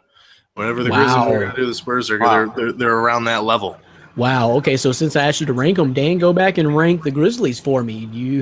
Surely you have them making the playoffs. They earned the 7 seed this year. What do you think about the Grizzlies and what they've done? Yeah, I mean, I would really have to look at all the Western Conference teams to kind of pace it. Like, I mean, Orlando is a huge fan of Oklahoma City and what they did. I don't think Oklahoma City improved that much. I'm not a huge fan of Paul George. They got another star, but doesn't necessarily, to me, is not going to result to wins. The Grizzlies, what they did, it helps. and these mid-level teams do this, but they make moves to help their overall team culture and to make a true team and how to win through that team, not just superstars. So in the regular season. Exactly what you're talking about, the Kings. They needed to bring those veteran guys in because they had a whole slew of rookies, which could be good. So you gotta build that team chemistry and build a team. Right, and I know that superstars aren't going to necessarily win any championships, but they finished as a 6th seed, and that was a Westbrook carrying them. So even though they got Paul George, did they move to 5th? Or you said the 5th is the Spurs, so does that put them like at 4th or 3rd maybe, or did they get pushed back? I'm kind of with Dan here. I don't think Paul George does much for you at all, especially because I think teams in the West are stacking too. Now, I don't have Oklahoma City ahead of your Spurs like Dan made, but I'm not a big fan of Paul George. I don't think he's that winning guy. I don't see it. I don't know. It's kind of ridiculous or hard not to see that happen. I know it's Paul George, and I'm not saying they're going to get past the Warriors but again, I do see them as a top. I don't know. That's just me right now. But so you think let's be honest now, when Russell Westbrook did have his Batman to his Robin or his Robin to his Batman, whatever, in Kevin Durant, they were one game away from the Western Conference Finals. Do you think Paul George is good enough or comparable enough to Kevin Durant to put them right back up there? Oh yeah, no, not right. I'm not right away, and I'm not saying that they're going to beat the Warriors, but I do believe they got to make at least a 3 or 4 seed. I do believe this does boast them up. I don't think it's a horrible move for them. Okay, so moving on. Enough talking about the Thunder, but Dan, yeah. Anyway, so finish your point there. Just so if you Memphis Grizzlies, San Antonio Spurs, where do you see them falling in next year's seedings, I guess? I don't know. I mean, there's still a long off season to go, but I mean, if I was to look, I mean, they're all about the same. So that 4, 5, 6 seeding that you have there, I think they fall in line with that. To me, it's the Warriors, the clear number 1. I have the Rockets as a clear number 2, and I even have the Timberwolves jumping ahead of all of those teams you just listed: Thunder, Spurs, Grizzlies. I have the Timberwolves better than them, so I have them as a 3 seed. So you got 4, 5, 6 kind of fighting there. They're not nothing special, nothing.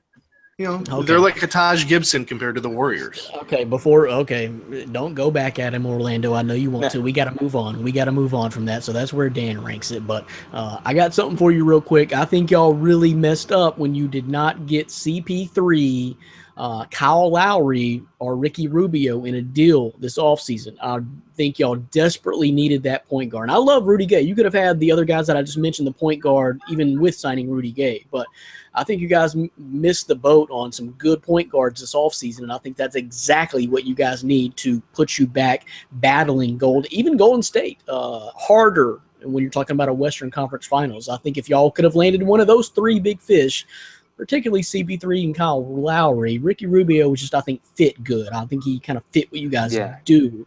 But I think you guys messed up when you didn't be aggressive in the offseason and snag one of those big point guards for you, because Parker's done. I'm with Dan. Parker's done. No, he's done. Tell me about it. It was painful. Seeing, losing out on Chris Paul and then finding out some of the reason why. It's just frustrating. The same thing with Kyle Lowry. I guess that was good for the Raptors. They were able to keep him. And yeah, Ricky Rubio, I've been campaigning for him to come from the Spurs for quite a while, and that's not going to happen.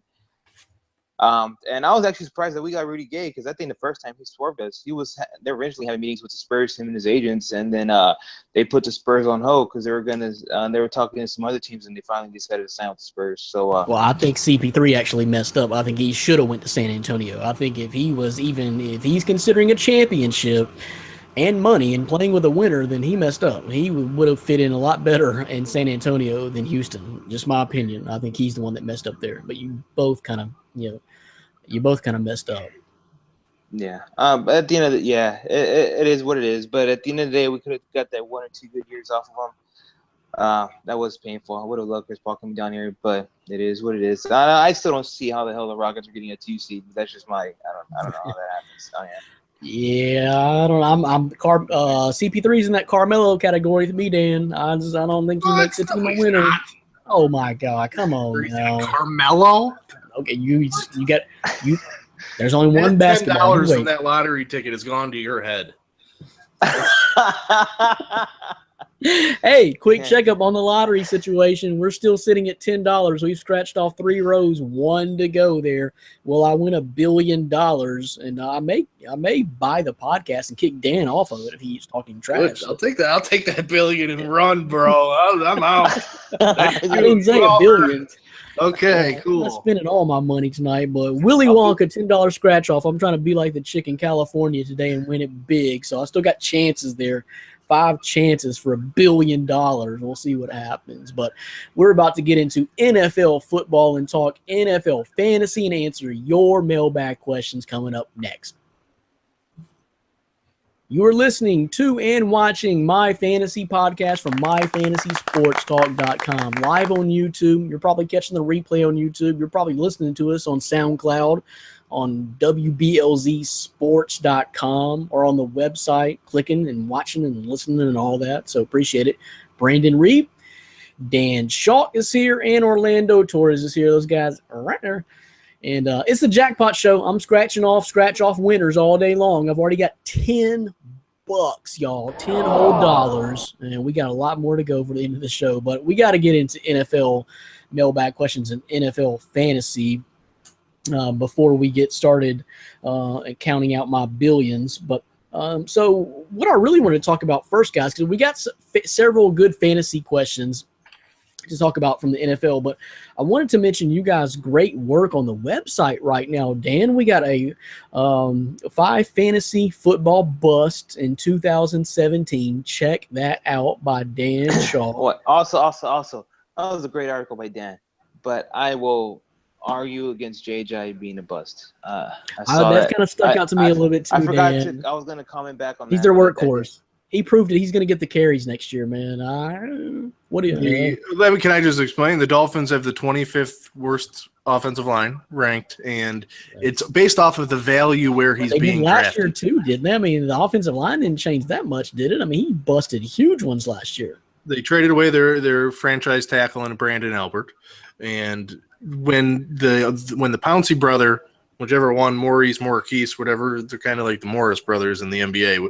When he went down, Ajayi's production took a dip as well. So I'm with you as him being a decent back. He's going to come close to that 1,000-yard mark, I believe. I just don't think for where he's being drafted, late first round, that he's worth it. So I would draft him late second round, definitely in the third round, but I wouldn't take him in the first round, and that's where he's being drafted for the most part. I think why some people might take him earlier, I guess towards the end of the first round, is because he's not in basically that backfield is his. He's not an RBBC.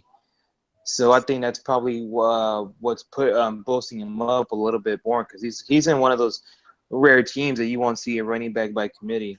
That was my first thought too when I saw his name, Orlando, is that, man, bust. I don't know, because he's gonna get a lot of, unless he gets hurt, he's gonna get a lot of work solely in that backfield. So I think you're gonna see a lot of Damian Williams and Kenyon Drake. They're very high on Drake, especially on third downs. He's gonna be there passing, their receiving back coming out of the backfield this year. So I think that running back by committee is actually going to creep up a lot more than it did, this past season with Adam Gase. He's going to want to utilize Kenyon Drake. I mean, he took him in the third round above a lot of other backs his first year, as coach there. So I think you're going to see Kenyon Drake start to get a little bit more run, one more year in the system. I kind of feel like this is a Lamar Miller type situation on you, Dan. You're just a hater. And how right was I? Do what? Lamar Miller was garbage. Okay. Well, anyway, yeah, but like Orlando said, must check out that article, 5 fantasy football busts in 2017. Dan also put out the training camp schedule for everyone. Let's see. Orlando Torres. This is a very good piece too. Risk versus reward. Fantasy football players in 2017. This coming up year. Risk versus reward. So a lot of good stuff there. Catching up on the rookies, you can always check out Dan's rookie profiles. I was checking out Corey Davis's rookie profile that Dan put out today, preparing us for a question coming up. So a lot of good stuff on the website. I just wanted to mention to everybody, Dan, I mean, early prep for these guys, because these lists, these articles that you guys are putting out are like save, print, look at when you're doing your fantasy draft, right? It's great information. Yeah. I mean, the stuff I even put out in May with strengths of schedules of quarterbacks, running backs, wide receivers, tight ends, different things like that. Search it on the website. Actually, pretty soon we're going to be replacing our NFL draft with a fantasy section. So fantasy will be on the main page. You'll just be able to click it and see all of our fantasy articles. But I'm bringing out one tomorrow that's 5 overrated or overdrafted players in fantasy football right now, and it's got a pretty shocking list. So you're already analyzing. Sorry, Dan. You're already analyzing the drafts that have happened already, because some fools start their drafts in February. So you're already analyzing the trends in drafting right now. I've done between 15 and 20 mock drafts that I actually have. So when I do them, I actually print them out and I kind of start to compare them and see where guys go. In Fantasy Pros, a site that I write for, contribute to, is a great tool. They have a lot of great tools to be able to save your mock drafts, put them in the spreadsheets, and they'll actually do the ADP of players for you. It's in their draft wizard. Now you're an inspiration to us all. You're an inspiration to us all, Dan. Is Brandon Cooks on this list for Travis Kelce? No, neither one of those are going to be on that list. Okay. You already knew the answer. I've been mock drafting a lot, and Brandon Cooks is getting drafted way too early. But I just Dan wasn't going to. Well, I figured he's through some shade at Brandon Cooks. I figured there is a Patriot running back on the list. I will say that. Nope. There you go. So, but yeah, just check out the website, myfantasysportstalk.com. All this information is great. As you just heard what Dan was saying, he's already done the mock drafts. I guess I better start if I want to defend my crown, because I think that's kind of grinding the knife into Dan a little bit that I took that fantasy. Yeah, I dominated all regular season. I'll trade you still at night. It was a flip-flop. How crazy is that? It's a flip-flop because I dominated the NBA. Or you were behind me in NBA, but I would rather. I wish I lost NBA and won football. I mean, me too. I agree. I wish I would have won NBA and lost football. 100% agree. So isn't that crazy? Orlando, where are you at, man? You got to jump in this year. So you better be reading these articles. Oh yeah, no, I have another one coming out tomorrow as well. But yeah, as far as the season goes, man, I think I've been mock drafting since last January. I'm getting ready for you guys. Can't stand it. I'm like the odd man out. Both of you have a championship and I got nothing. What am I here for? So you're here for your excellent NBA analysis and to keep us informed on. I got nothing to brag about. That's true. You got to win a belt. You got to win the belt. I'm just down here, my poor man's Carmelo. I ain't got nothing to worry about, nothing to brag about. Well, then you're a pretty rich guy. Then, if that's the case.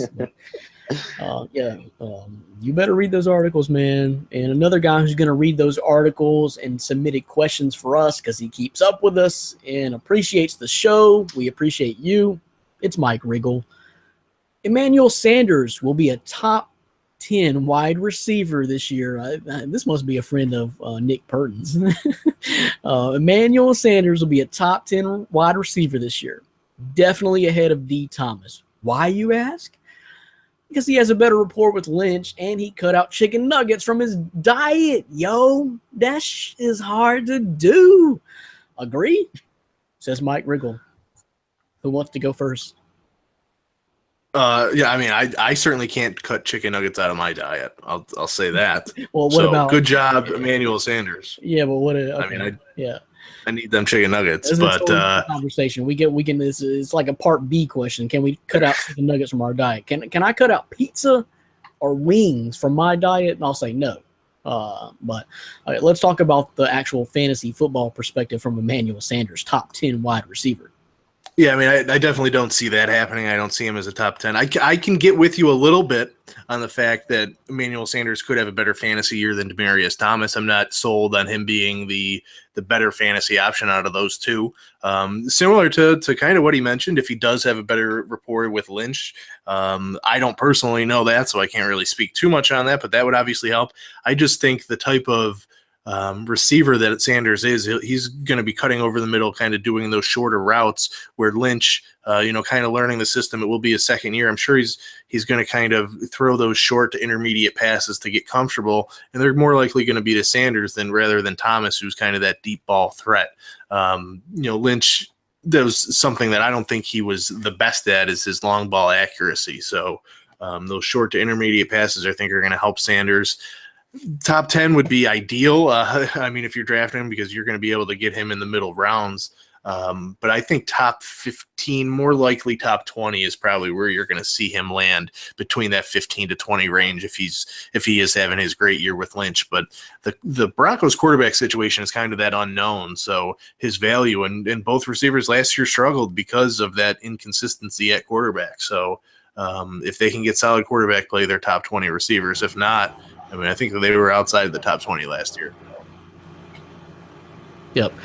Orlando, what do you think? We're talking about your fantasy team. Is there any way Emmanuel Sanders is a top 10 fantasy wide receiver next year? No. Yeah, top 20, I could see him towards us, but top 10, no. No way in hell. And I understand he's probably had to give up something. Obviously, his kryptonite here being the chicken nuggets, because I imagine he's getting a little bit older. So that I think he specifically said McDonald's chicken nuggets too, right? Oh, well, I'm pretty sure that'll slow him down. So that was a pretty smart move, so by Emmanuel Sanders. But yeah, top 10 is a little ridiculous. Yeah, there's a big riddle with the quarterback, and I'm sure Lynch is going to get better, but it doesn't mean it's going to boost Emmanuel Sanders to the top 10 list of wide receivers. I can't see that happening. Although it does feel like each year, I always feel like Emmanuel Sanders is always a bit of more of a value compared to Demaryius Thomas. I mean, that's just my personal opinion. But as a top 10 receiver, no. I'm kind of with you there. He's always there. But I think he peaked in 2014, honestly. But let me go back to Dan. A word is around the campfire, the mini campfire. A word is around the mini campfire that Lynch is impressing, and Demaryius Thomas is a complete endorser of the Paxton Lynch. And also, word is Vance Joseph wants to crank that juice up in the offensive scheme in the play calling of the Broncos this year. I'm leaning towards Paxton Lynch being the starter next year. I think Trevor Siemian just had a year experience on him, and you didn't want to throw the rookie to the fire. But I think this year, if he's really impressing in minicamp, then Paxton Lynch is going to win that job. That being said, it was Demaryius Thomas endorsing him, and it's still Demaryius Thomas. I'm not buying Emmanuel Sanders having a better production year than Demaryius Thomas at all. Demaryius Thomas is 6'3" and a stud. Emmanuel Sanders is an aging 5'11" wide receiver. I think he peaked in 2014. His production's been dipping a little bit since then. Plus, the last 3 years, he has been completely healthy. Hadn't missed any time of football.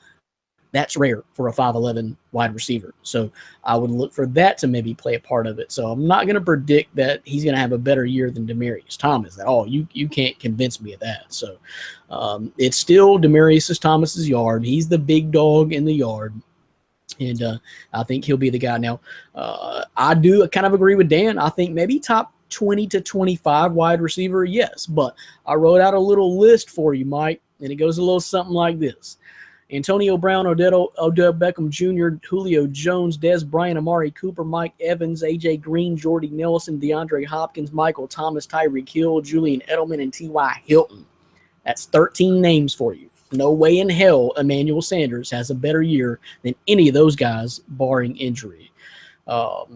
And that's it. That's it. If I'm picking a one Broncos wide receiver, it's still Demaryius Thomas, not Emmanuel Sanders. And I'm a Emmanuel Sanders lover. I like Emmanuel Sanders. I picked him in 2014 when he moved to the Broncos because I knew he was going to be balling, especially fantasy value. But those days are gone. I just don't agree with that anymore.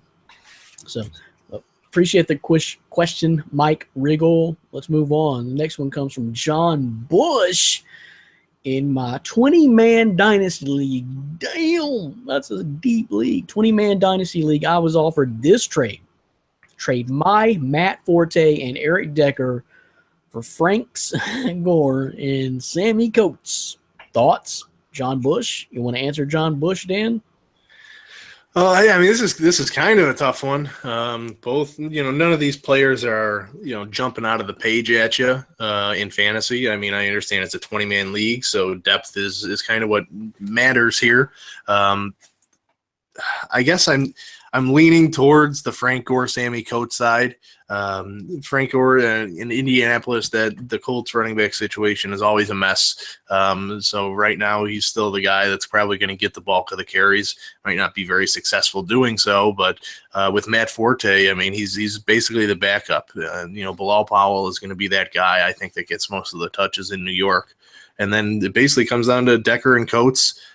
Decker was newly picked up by the Titans, Brandon's team, but he was in my bust article that I wrote in fantasy football. And you think that's more injury related, right? Though, Dan, not necessarily just bad production. Yeah, no. When he's healthy and on the field, he's a productive wide receiver. He's coming off two terrible injuries that doctors said they weren't sure if he was going to play again. And add in the fact that the Titans, they've gone from not having any receivers to having a plethora right now. If you look at their depth chart, I mean, who the heck is going to be getting the ball? And it's a good thing if you're Marcus Mariota, but Decker is not high on that list. He comes in at least fourth, fifth, in my opinion, as options. So in fantasy, that's not a good thing. And Sammy Coates, all you need is an injury to happen, and he steps right up there. You have Martavis Bryant, Antonio Brown, but nobody else really has been able to step in. So maybe Coates can, but. I don't like any of the guys, but in that 20-man league, I understand that's kind of what you're dealing with. So I think you were he had Forte and Decker. I would make that trade and pull the trigger. Orlando, 20-man league, dude. That's pretty deep. Have you ever played in a league that's 20 people deep? No, I think the most I played was like 16, and that was pretty hectic to begin with. But 20-man league, wow. I imagine by the 5th or 6th round, it starts looking like a desert out there.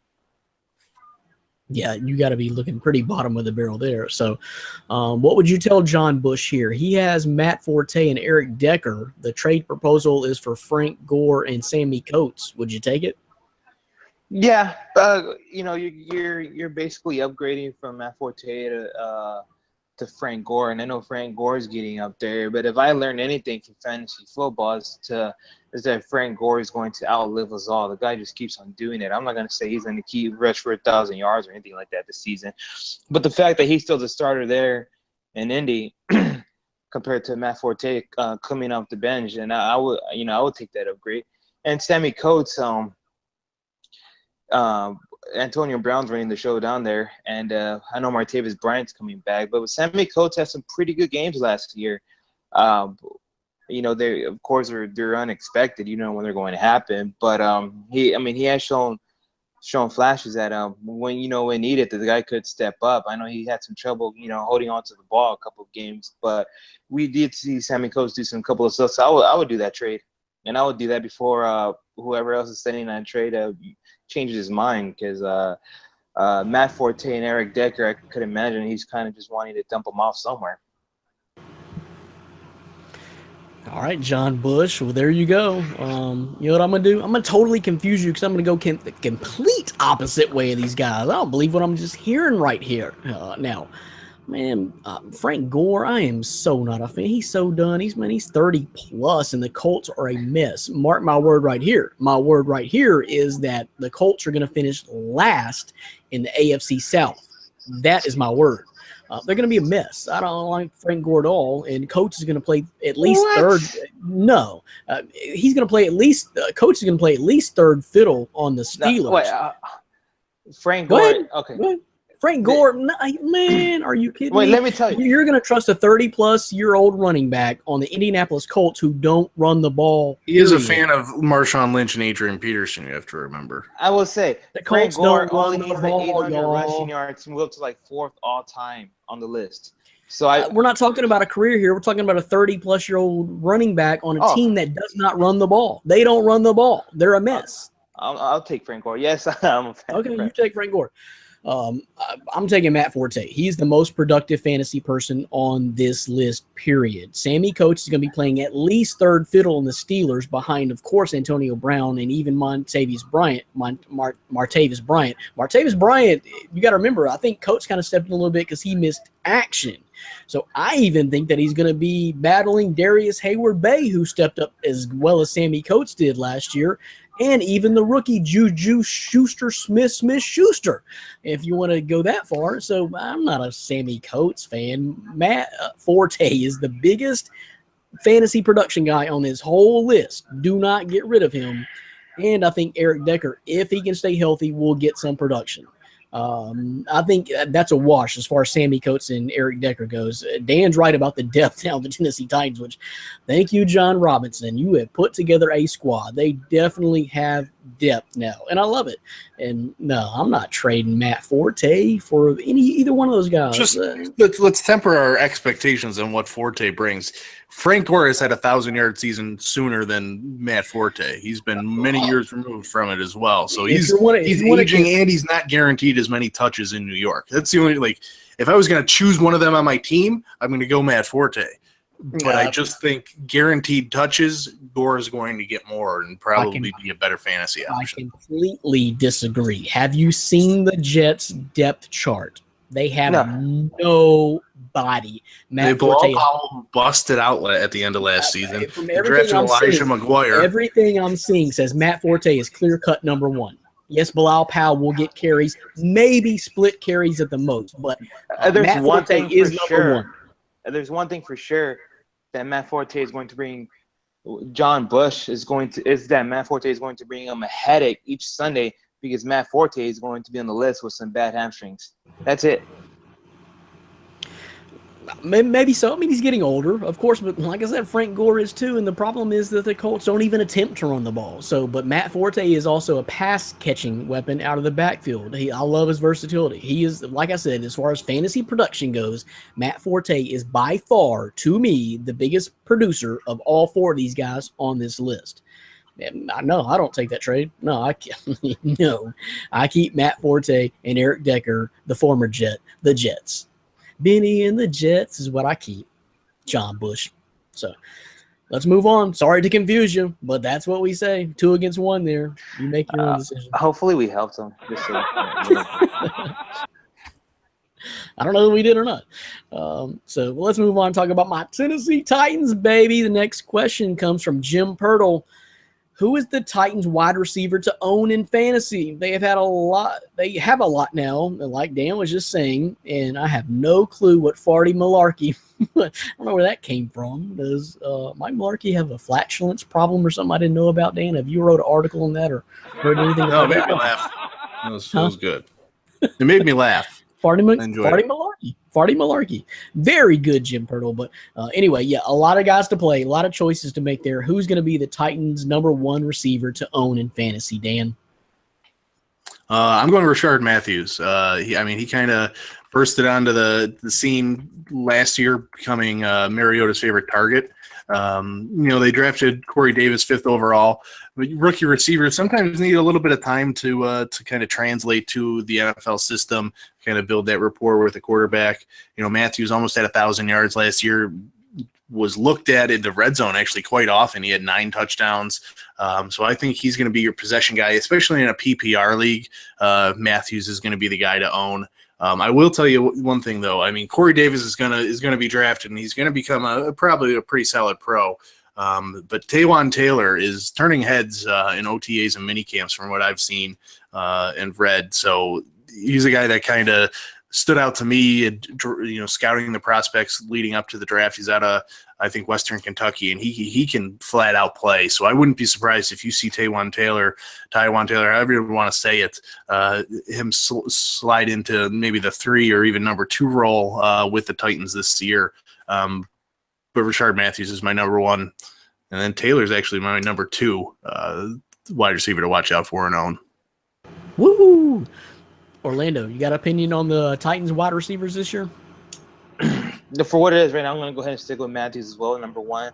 But I will go with Corey Davis, number 2. I've heard some great things about Taiwan, but if I wanted to, actually, I've been, in a lot of mock drafts, I've been taking Corey Davis in the later rounds. So I would have Corey Davis as my number 2. And what's he been going? That's the question. Both you guys been doing mock drafts. Who's been going higher on the Tennessee Titans this year? Matthews, in my opinion. Matthews. I've seen him, depending on how deep it is, I've seen him go 5, 6. I don't know if Dan's seen him go sooner than that or later than that. The 5th or 6th round? Yeah. He's been much later in the drafts that I've seen. Okay. Yeah, well, I've been doing like in 14 mocks. So I've seen him go that high, but I guess it depends. But yeah, I've seen him go kind of super high as well too, which is kind of surprising. I don't think I would reach for him that high in the 5th or 6th round. Okay, so I'm going to do the same thing this time. I'm going to completely disagree with you guys. It's Corey Let's go, Brandon. He's the biggest playmaker on the Tennessee Titans this year. Corey Davis is the man. From what I've been hearing from training camp, he has been mini camps. He has been the most impressive, and he is going to probably walk into the regular season as the number 1 receiver on that team. We've seen Rashard Matthews. We don't know exactly what Corey Davis can bring, except Corey Davis looks exciting and fresh. Dan compared him to Michael Crabtree. I would take that. I saw another video comparison today comparing him to a little Randy Moss, and I'm kind of liking that prospect. But here's the thing. You got your anchors as far as your offense go in Delanie Walker and DeMarco Murray. So I think that leaves Corey Davis to kind of slide under that radar, kind of like what Emmanuel Sanders has been doing in Denver under Demaryius Thomas and catching a lot of balls. But I think he has a lot better deep threat than anyone on the Tennessee Titans roster as far as wide receivers go. Now, I like his size, 6'3". I think he can leap. He's got great hands. He's got ultra speed on the breakaway. I like what Corey Davis does, and we've seen what Rashard Matthews does. So I'm kind of hoping that what I like to do in my fantasy drafts, a little fantasy tip for you guys, is I like to steal rookies. I did it with Odell Beckham Jr. I think I even did it with Dez Bryant. You got to look for those guys. You got to take a shot because some of these guys are going to be studs as rookies, 100%. Promise you that. And Corey Davis could be that guy. Now that I look through a lot of these NFL analysts and draft analysts, they are looking, and a lot of them are saying that Corey Davis was probably the number 1 wide receiver draft prospect in the draft. Are you telling me the Tennessee Titans just landed that guy with Marcus Mariota? I'm liking Corey Davis. Take a shot, but I'm hoping he fall. If I could take him in like the 12th round, I would be ecstatic. I'm going Corey Davis all day. Yeah, 12th round. That's pretty good value. Yeah, I like that. Okay. Is that what he's been going? No, I think he's been drafted a little bit before then, probably between 8 and 10. In the ones that I don't have my Excel spreadsheets up right now, so I can't tell you for sure. But I would say between there. I mean, it wasn't much further. Like him and Matthews, go right near each other, so they're pretty close in ADP right now. But yeah, I mean, if he becomes that number 1 target, down the field, something that Tennessee really hasn't had. I mean, Matthews and Walker were their number 2 guy or 1 and 2 guys last year, but they've looked for that somebody else. Tajay Sharp has fallen off. Remember, he was the love child of last year fantasy drafts for 3 or 4 weeks. Yeah. Now he might not even make the team, so it'll be interesting to see. But that speaks to the Titans' depth and what our man J-Rob has been able to do. 100%. That's the big thing. Jim Pirtle, appreciate the question. If you're a Titans fan, we are in good hands with John. Promise you that. I like it. I like what's going on. But I say Corey Davis. I say watch out for the rookie. I'm gonna try to steal him in the fantasy draft. But appreciate the questions, all the mailbag questions this week, guys, from the NFL, the NBA, and of course MLB. And that's going to do it for the show. Orlando, last words from you. What's going on? What do you plan on writing about next? What are you looking forward to next? What up? Well, currently, I think I got a list of 8 or 9 players. I'm going to try to keep it at 8. It should be out tomorrow. 8 guys coming to season with the most pressure. Coming to season with with a lot of pressure. So that's what I'm currently working on. And I need to rehash my tight end article because Dennis Pitta is no longer a thing. So I need to go ahead and rehash that piece back from like May or June. And Dan, what up with you? What's going on? Okay, so I'm looking at the website right now. Wait. Before you look at the website, Sure, you didn't update us on the last 5 spots on that Willy Wonka ticket.